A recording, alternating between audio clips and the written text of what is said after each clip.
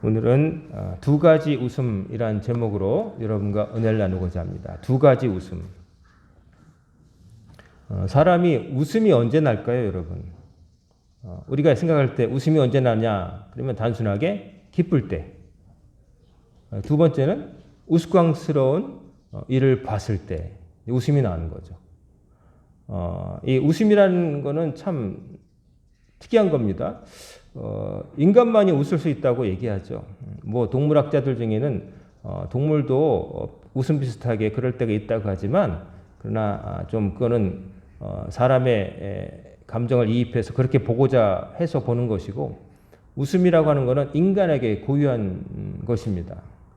우는 거는 고통 속에서 울부짖고 낑낑거리고 이런 거는 동물도 다 하고 그런데 웃음은 인간에게 아주 독특한 거예요.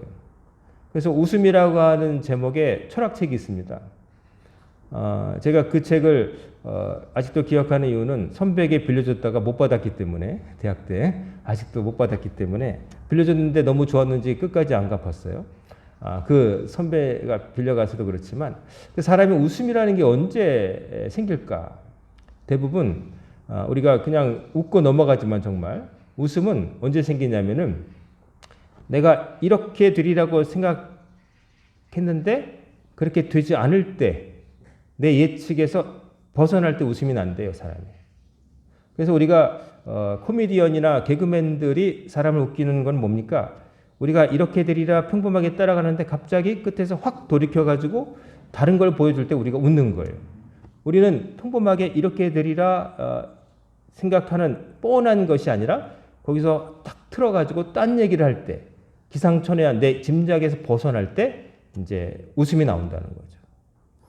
어떤 사람이 걸어가는 걸 볼 때 얼음판을 걸어가고 있는데 이제 위태위태하게 걸어가면 우리가 조마조마하죠. 저 사람 넘어지면 어떡하나. 근데 실제로 가다가 어떤 사람이 잘 가다가 갑자기 밑거덩이에서 콱 넘어지면 대부분 사람들은 웃습니다. 그 우스꽝스럽다고 하죠. 왜 웃을까요? 걱정이 안 돼서가 아니라 잘 걸어갈 거라고 예측했는데 갑자기 넘어지니까 내 예측과는 달랐다는 거죠. 그래서 그게 틀어지니까 웃는다는 거예요. 웃음이. 그게 기쁨하고는 좀 다른 거죠. 내 이렇게 가리라고 생각했는데 갑자기 틀어지니까 그게 나에게 감정의 변화를 일으키고 뭐랄까 어떻게 보면 우리 감정이 고장난 것 같죠. 약간 고장난 거, 오작동. 기기가 이렇게 잘 돌아가다가 오작동 날 때 있잖아요. 그것처럼 우리도 그냥 평범하게 이렇게 따라가 보다가 그거하고 다르게 확 되니까 내 감정이 어떻게 될지 모르니까 이게 머릿속에서 오작동이 나서 웃음이라고 하는 희한한 모습으로 나타난다고 보는 거죠.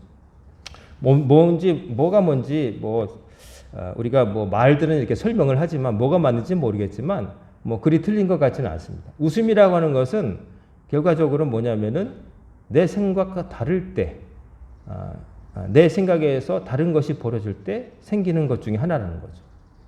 오늘 본문을 보면은 아브라함과 사라 부부가 웃습니다. 그들의 웃음이 있어요. 아브라함이 한 번 웃었고 사라가 두 번 웃습니다.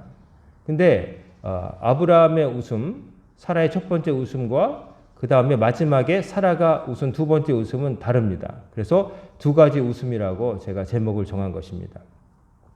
창세기 17장을 보면 아브라함이 99살 때, 한 살 모자란 100세, 99세 때에 하나님이 나타나셔서 그에게 복의 언약을 해주시죠. 그래서 너는 열국의 아버지가 될 것이다. 너를 통해서 뭇백성이 복을 받을 것이다. 그리고 약속의 땅도 약속하시면서 복의 예언을 해주세요. 그래서 이름을 이제 아브람이 아니라 아브라함, 또 아내도 사레가 아니라 사라, 열국의 아비와 열국의 어미라고 하는 그런 이름으로 계명을 시켜주시죠. 그런 다음에 그걸로 끝나는 게 아니라 사라에게 아들이 생길 거다라는 말씀을 하세요. 아들이 생길 것이다. 이런 말씀을 해주셨을 때 어떤 반응이었냐면 아브라함은 엎드려 웃으면서 마음속으로 생각하기를 100살이 거의 된 자기와 그때 90세가 된 아내 사레 사이에서 무슨 아이가 생길 수 있을까 의심하면서 웃었다는 거예요. 아니 이 나이에 그런 생각을 한 거죠. 이 나이에 아니 99세 오늘날에 70 몇 세 된 할머니가 임신해서 아기를 낳은 기록이 있어요. 아주 특별하지만은 이제 사람의 몸이 다 똑같지는 않아서 어떤 사람은 또 그 생체 나이가 자기 그냥 나이보다 훨씬 젊은 분들이 계신 것 같아요.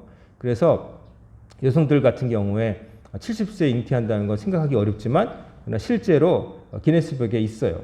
그러니까 사실인데 90세는 아직 없는 것 같아요. 최근에. 근데 이제 90세가 된 사라가 아들을 낳을 것이다 그랬을 때 아브라함이 엎드려 웃으면서 아이고 망측하여라. 내가 지금 99세인데 혹 모르겠어요. 남성 같은 경우에 우스갯말로 문고리만 잡을 힘이 있어도 아들을 낳는다고 그랬지만 여성 같은 경우에 90세가 되면 폐경기 이미 이제 그 난자가 생성 안 돼서 아기가 생길 수 없는 나이다 이렇게 생각될 때 근데 아들을 주신다고 하니까 아브라함이 웃었다는 거죠. 그때 아브라함이 뭐라고 했냐면 하나님 이미 제가 첩을 통해서 얻은 아들 이스마엘에게나 복을 주시면 걔나 좀 복 받으며 살았으면 좋겠습니다. 이렇게 대답을 해버린 거예요. 근데 하나님께서 뭐라고 하시냐면 아니다. 너에게서 난 씨가 분명히 있을 거고 이름을 이삭이라고 불러라. 근데 이삭이라고 하는 이름의 뜻이 뭐냐면 웃음이란 뜻이에요. 하나님이 너 웃었지? 너 웃었지? 하고서 웃음이라고 하는 이름을 붙여주신 거예요. 하나님도 유머가 있으시죠? 너 웃었어? 그러니까 네 아들 이름은 웃음이야? 이렇게 말씀하신 거죠. 근데 그 웃음이 나중에 이제 다른 의미가 되게 하셨지만 어쨌든 너 웃었어? 웃음이라고 아들 지어 이름 지어 이렇게 말씀하셨어요. 그 아브라함은 아마 그냥 해프닝 정도로 생각하고 하나님께서 앞에 주신 땅을 주시고 또 후손 뭐 이스마엘 통해서 어쨌든 얻긴 얻었으니까 또 자기에게 또 충성한 종도 있으니까 그 정도로 해서 이 정도면 충분하다. 뭐 욕심 안 내고 그 정도로 잊고 지났는지 모르겠어요. 그렇지만 그걸 끝난 게 아니라 창세기 18장을 보면은 또 이제 아브라함이 어느 날 마물의 상수리 나무들이 있는 곳에 이제 장막을 앞에서 이렇게 쉬고 있는데 하나님과 천사들이 이제 떼약볕 내리쬐는 한낮에 이제 지나가신 걸 보게 됩니다. 처음부터 하나님이신 줄 알고 막 이렇게 한 거라기보다는 나그네를 극진히 대접하는 그 사막의 풍습에 따른 것 같아요. 왜냐하면 그 사막 유목민들은 환경이 척박하기 때문에 손님이 나그네가 지나갈 때 도와주지 않으면 그냥 죽을 수밖에 없는 그런 척박한 환경이기 때문에 손님을 잘 대접하는 문화가 이제 그게 어떻게 보면 불문율인 거예요. 안 받아주면 죽는 거예요. 너무 사막이거나 너무 추운 동네에 가보면은 사람 구경하기 힘들어서 지나가는 사람 무조건 자기 텐트에 재우고 먹을 거 주는 거거든요. 그래서 아브라함이 한낮이 내리칠 때 하나님과 이 천사들을 봅니다. 그래서 세 사람이 눈에 들어왔다고 그래요. 하나님과 아마 호위하는 천사들이었겠죠. 그때 사람의 형상으로 이렇게 비슷하게 나타난 분을 손님인 줄 알고 달려나가서 몸을 땅에 굽히면서까지 극진한 예를 갖춥니다. 그러면서 아마도 보통 분들은 아닐 것이다 라고 하는 어렴풋한 마음을 가지고 대한 것 같아요. 그러면서 자기 장막에 머무시기를 이제 강권하면서 이제 머물게 하죠. 그러면서 여인들이 머무는 안채에 가가 장막에 가가지고 아내한테 빨리 곡식가루 가지고 빵을 만드시오 이렇게 얘기한 다음에 또 가축대가 있는 곳으로 가서는 종들에게 말해서 가장 좋은 송아지를 골라서 이제 하인에게 요리를 만들라. 송아지 고기를 저는 뭐 아직 먹어본 기억이 없지만 다 큰 소보다 송아지 고기는 너무나 이제 연하다고 그러죠. 그리고 다 자라기 전에 더 커서 잡을 수도 있지만은 잡는다는 건 굉장히 어떻게 보면은 잡는 사람 입장에서는 손해가 막심한 거죠. 하지만 그렇게 해서라도 대접한다는 걸 볼 때 아브라함이 최선을 다했다. 자기가 할 수 있는 최선을 다해서 이 손님들을 대접하려고 했던 것을 알 수가 있어요. 그리고 성경에 보면 엉긴 젖은 치즈를 말하죠. 그 다음에 우유로 또 그러면서 이제 발 씻을 물을 들이면서 극진하게 대접을 합니다. 그때 이제 식사 장소는 그늘이 지고 시원한 바람이 부는 나무 아래 식사를 하는데 그때 하나님께서 아브라함에게 너의 아내 사라가 어디 있느냐라고 물으세요. 그때 아브라함이 장막 안에 있다. 이제 여성들은 외간 남자들 이렇게 있으면은 앞에 전면에 나서지 않고 뒤쪽 장막에서 이렇게 우리나라도 옛날에 그랬던 것처럼 그랬던 것 같아요. 근데 그랬을 때 이렇게 말씀하시죠. 1년 후에 이맘때 1년 이맘때 내가 다시 올 것인데 그때 또 아들이 있을 것이다. 사라에게 아들이 있을 것이다. 또 이 말씀을 하시는 거죠. 아들이 있을 것이다. 그때 사라가 그 장막 뒤에서 이 말을 들었다는 거예요. 이제 뭐 방음 시설된 뭐 분리된 방이 아니니까 천막이니까 들었다는 거죠. 그때 사라는 이미 이제 폐경기를 한참 지나서 뭐 90세 된 여인인데 노인이었죠. 근데 속으로 생각했다는 거죠. 아니 이 나이에 또 무슨 아들이 생긴단 말인가. 그러면서 이제 소리 내어 웃지는 못하고 성경에 보면 속으로 웃었다는 거죠. 근데 하나님이 탁 아세요. 하나님 모르지 않으시고 아브라함에게 말씀하시는 거예요. 야, 사라가 왜 웃으며 말하기를 내가 늙었거늘 어떻게 아들을 낳으리려 하느냐. 아브라함에게 웃은 거는 사라인데 아브라함은 남편한테 꾸짖으시는 거예요. 왜 사라가 웃으면서 말하기를 내가 늙었거늘 어떻게 아들을 낳으려 하느냐. 그러면서 뭐라고 하냐면은 여호와께 능치 못할 일이 있겠느냐. 하나님께 능치 못할 일이 있겠느냐라고 되물으시면서 기한이 이를 때 내가 내게로 돌아오리니 사라에게 아들을 있으리라 또 한번 말씀을 하셨다는 것이죠. 자, 이렇게 웃었을 때 아브라함이 처음 들었을 때 웃었어요. 이 나이에 또 사라도 두 번째 또 같은 말씀 드렸을 때 내가 이 나이에 그게 가능하겠느냐? 이제 다른 말씀하실 줄 알았는데 아들 낳는다고 하시니까 예측에서 벗어났죠. 자기 나이에서 누릴 수 있는 뭔가라고 말씀하실 것 같은데 전혀 딴 얘기를 하시니까 웃는 거예요. 아까 웃음은 자기 예측에서 벗어날 때 나온다고 그랬죠. 인간의 예측을 한 거예요. 아브라함과 사라의 예측은 그리 말도 안 되는 건 아니었잖아요. 99세 되고 90세 된 할머니 할아버지가 자식을 낳는다는 거 우리가 생각해도 우리도 웃음 나오잖아요. 옛날에도 그런 일 있었다고 그러죠. 엄마가 너무 나이 들어서 동생을 임신하면은 그 언니나 형이 창피해가지고 그런 얘기도 안 하고 막 모른 척하고 다녔다는 거잖아요. 그리고 때로는 그 딸이 죄가 무슨 죄인지 그 학교 갈 때 막내 동생 업혀가지고 가는 거 옛날에 무슨 드라마에도 있는 것 같아요. 학교하고 뭐 영화 그 풍금 무슨 제목에 있는 거 있죠. 전도연 나오고 이병헌 배우가 분한 거에 보면은 전도연이 그 동생을 이제 업고서 학교 갔을 때 애들이 막 놀리고 그런 장면 나오잖아요. 그러니까 이게 생기기 힘든 일 생기면 오히려 망측해라 막 이렇게 생각하는 지금 아브라함과 사라는 지극히 인간적이고 우리가 대부분의 100명의 사람 가운데 어쩌면 100명 다 생각할 수 있는 그런 생각을 한 거예요. 말도 안 되는 생각을 한 건 아니죠. 하지만 그들에게 들려진 하나님의 말씀은 그들이 생각하기에 말이 안 된다고 생각한 거예요. 어떤 환경 아래서 보통의 환경 아래서 자기의 고령, 자기들 99세와 90세라고 하는 그런 이른바 객관적 조건 아래서는 생길 수 없는 일이다 생각했는데 거기서 애를 낳는다고 하시니까 그 말을 들었을 때 웃었던 거예요. 애그 망측해라. 여러 가지 상상이 있겠죠. 아니 이 나이에 몸의 상태도 그 젊은 나이도 아닐 뿐더러 이 나이에 무슨 부부 금슬이 좋다고 갑자기 뭐 이별 생각을 다 했을 거예요. 웃어버렸어요. 하나님 앞에서 웃어버린 거예요. 근데 그 웃음은 어떤 웃음이냐면은 결국 하나님의 말씀을 믿지 못해서 생긴 웃음이었던 거예요. 불신의 웃음이었던 거죠. 불신의 웃음. 그래서 웃음이라고 하는 거는 그 자체로 나쁜 게 아니지만 이렇게 불신의 웃음, 하나님 앞에서 웃는다는 거는 이제 죄가 되었던 거죠.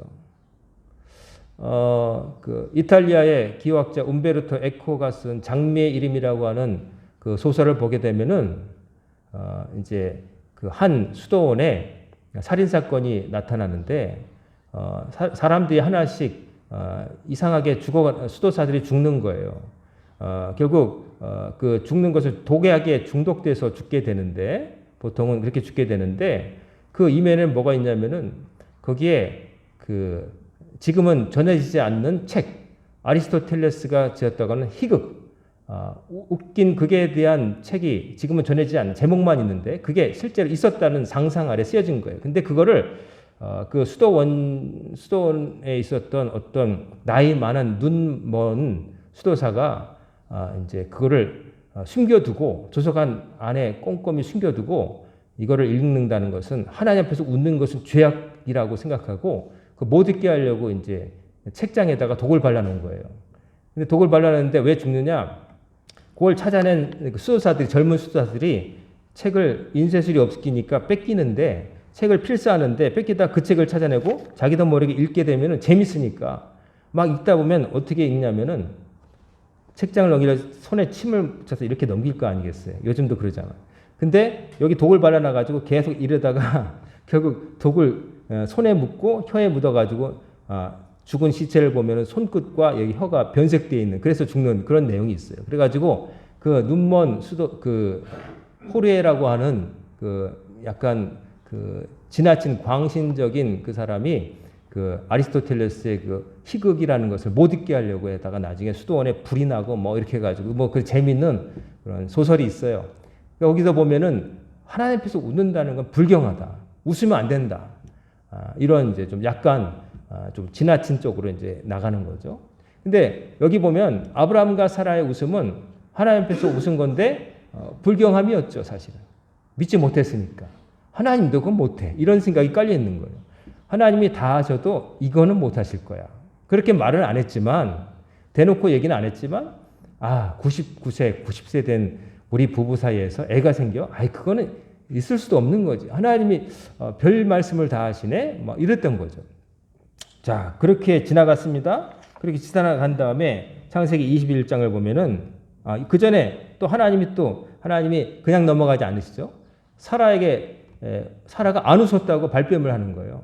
남편한테 사라가 왜 웃으면서 이런 말을 하느냐? 그랬더니 사라가 저 안 웃었어요 라고 막 손세를 치는데 하나님이 너는 분명히 웃었어 라고 한 번 더 말씀하시죠. 그래서 이렇게 아브라함과 사라 부부가 한 번씩 하나님 앞에서 불신의 웃음을 한 번씩 웃었던 거예요. 그러고 나서 1년이 지났습니다. 1년 뒤 아브라함은 100세요. 사라는 91세가 됐겠죠. 창세기 21장에 보면은 그때 하나님이 다시 나타나셨는데 그때 이미 벌써 아들이 생긴 거죠. 그때부터 생겨가지고 아들이 낳아가지고 이름을 아브라함이 이삭이라고 하는 이름을 붙여줍니다. 왜? 하나님이 그렇게 붙이라고 하셨잖아요. 너 나한테 웃었어. 두 번째도 또 아내도 웃었어요. 이삭이라고 지어라. 웃음이라고 하는 좀 우스운 이름을 이삭이 받게 되는 거예요. 참 이삭이라고 하는 이름 그냥 이삭이라고 여러분 그냥 이렇게 아브라함 이삭 그렇게 넘어가셨겠지만 이삭은 하나님 앞에서 웃었기 때문에 생긴 하나님 붙여준 이름이에요. 하지만 그게 하나님을 향한 불신의 웃음으로 남지 않으시고 하나님이 어떤 은총을 베푸시냐면은 사라가 얼마나 기뻤겠어요. 이제 남편에게 정말 좋은 아내였고 그랬지만 후손 이어줄 아들을 못 낳았다는 것 때문에 죄책감 속에서 항상 뭐가 하나 부족한 것처럼 살았고 오죽하면 자기가 부족하니까 젊은 여종 하가를 또 첩으로 드리라고까지 했겠어요. 그래서 후손을 이으라고 남편의 기업을 이을 후손을 위해서 그렇게 말할 정도였는데 근데 자기 아들이 생겼잖아요. 적자가 생긴 거잖아요. 그래서 아들을 낳아가지고 이삭이라고 이름 붙였고 아브라함은 난지 8일 만에 이삭에게 할례를 베풉니다. 왜냐하면 첫 번째 하나님 말씀하실 때 너와 네 후손들은 앞으로 할례를 함으로써 나와 너 사이 언약의 증표가 되리라 하셨거든요. 그래서 자기 아들에게 할례를 베풉니다. 그래서 아들 이삭이 태어나는 거예요. 그때 아브라함이 사라가 기뻐가지고 어떻게 했냐면 하나님이 나를 웃게 하시니 듣는 자가 다 나와 함께 웃으리로다. 이제 사라가 웃는데 이번 웃음은 아까 1년 전에 웃었던 이런 웃음이 아니라 너무 기뻐서 웃은 거죠. 제가 아까 웃음은 첫 번째 기쁠 때, 두 번째 예측에서 벗어날 때. 근데 지금은 너무 기뻐서겠죠. 그리고 또 어떻게 보면 이것도 역시 자기 예측에서 벗어난 거잖아요. 자기는 안 된다고 생각했잖아요. 근데 됐잖아요. 게다가 좋은 일이잖아요. 자기에게 모자랐던 그 한 가지 자기 인생의 마지막 퍼즐이 딱 맞춰진 거죠. 다른 건 다 잘했는데 남편에게 자식을 낳아주지 못했다는 거. 근데 자기가 낳아줬잖아요. 그래서 너무 기쁜 거예요. 여러분이 사라라고 하는 사람 입장에 있을 때 얼마나 기쁘겠어요. 춤이 저절로 나겠죠. 그냥 너무 기뻐가지고 사람이 너무 기쁘면은 막 몸이 가만히 있지를 못하잖아요. 아무리 점잖은 사람도 막 기뻐하면서 막 그러잖아요. 그래서 너무 기뻐가지고 말하면서 이제 사라가 자식들을 먹이겠다고 누가 아브라함에게 말했으리요마는 아브라함의 노경에 내가 아들을 낳았도다. 막 그냥 기쁨이 하늘을 찌르는 거죠. 아브라함 사라가 누가 젖을 먹여서 키우겠어. 이거는 아무도 그런 말 안 했다고 하지만 사라의 마음속에 있었던 그 전까지 있었던 깊은 아픔을 보여주죠. 사라는 자기 젖을 물릴 애가 없어. 다른 거 다 갖췄지만 좋은 남편 가지고 기업도 풍성하고 다 그렇지만 그러나 자기 속으로 나온 자식은 없어. 그 젖을 물려보지 못한 거예요. 자기 자식에게 직접. 그거 못했다는 건데 그 원을 91세 때 풀게 된 것이죠. 그래서 너무 기뻐가지고 하나님 앞에 감사하며 기뻐하면서 이제 웃었다는 것이죠. 자, 사라의 두 번째 웃음은 불신의 웃음이 아니라 감사와 기쁨의 웃음이었어요. 하나님이 자기의 모든 그늘을 다 앗아가신 그 웃음이었던 거죠. 너무 기뻤던 것이죠. 그래서 사람들 다 들으라고 사라가 젖을 물려 애를 키우라고 누가 말했겠어? 아무도 말 안 했던 거죠. 근데 이제 자기 젖을 물릴 아들을 낳게 된 것이죠. 하나님이 하신 말씀, 아브라함에게 하셨던 말씀, 여호와께 능치 못할 일이 있겠느냐? 하나님은 능치 못한 일이 없으시다는 것을 체험하게 된 것이죠. 그래서 하나님이 하시는 말씀은 한 말씀도 헛된 말씀이 없고 반드시 이루어진다는 말씀. 아브라함이 하나님께서 말씀하신 대로 하나님께서 말씀하시고 하나님은 말씀하신 대로 행했다고 성경에 기록되어 있어요. 우리가 읽었던 21절에 보면 여호와께서 말씀하신 대로 사라를 돌보셨고 여호와께서 말씀하신 대로 사라에게 행하셨다. 이렇게 되어 있잖아요. 여호와께서 말씀하신 대로 그대로 이행하시는 분이라는 거예요. 안 될 일을 말씀하시는 분이 안 하는 거예요. 안 할 일을 하시겠다고 말씀하신 분이 없다는 거예요. 그런 격이 없으시다는 거죠. 여러분, 사라의 웃음, 아브라함의 웃음, 첫 번째 각각 부부가 한 번씩 웃었던 웃음은 하나님을 전적으로 신뢰하지 못한 데서 나온 헛웃음이었습니다. 근데 아들을 낳게 됐을 때 아들을 직접 자기 뱃속으로 낳아본 사라의 웃음은 이제 하나님은 못하는 일이 없으시구나 하는 믿음이 전제된 기쁨과 감사의 웃음이었던 거예요. 여러분, 하나님이 하신 말씀, 여호와께 능치 못할 일이 있겠느냐. 여러분, 이 말씀을 여러분 삶에서 기억하며 정말 진리로 받아들이며 살기를 주의 이름으로 축원합니다. 그렇다고 해서 뭐 내가 허황되게 바라는 걸 다 이루어십사하고 그런 게 말씀이 아니죠. 꼭 필요한 거, 여러분에게 절실한 것을 구해야 돼요. 허황된 것, 하나님이 원치 않는 것을 막 말하면서 그거 이루어달라고 비트코인으로 한 방에 인생 바뀌기 앞서 이런 거 구하지 마시고, 요즘 어제도 보니까 이 다산 신도시라든지 또 뭐 하남의 어떤 신도시 거기다 투자했다가 다 아파트값 떨어져가지고 뭐 어려움을 당하고 또 건물에 공실이 되고 빚 얻어서 이렇게 월세로 충당하려고 했던 사람이 많이 손해봤다는 막 분석을 해놓은 부동산 그런 사이트들이 많더라고요. 사람들이 좀 그렇게 해서 빨리 돈을 벌려고 애쓰죠. 근데 하나님께 그런 걸 구하면 안 됩니다. 하나님께 마땅히 구할 것을 구해야 되는 거죠. 새벽 기도 때 말씀드린 것처럼 어떤 사람이 예수님이 찾아와가지고 예수님, 우리 형이 아버지 유산을 지가 다 먹으려고 하고 저한테 안 주는데 예수님이 말씀하셔서 제 몫을 좀 주라고 좀 명령하세요. 그럼 들을지도 모릅니다. 이런 말을 하거든요. 그때 예수님 뭐라고 하냐? 이 사람아, 내가 그런 일을 하러 온 줄 아느냐? 그런 거 구하면 안 된다는 거예요.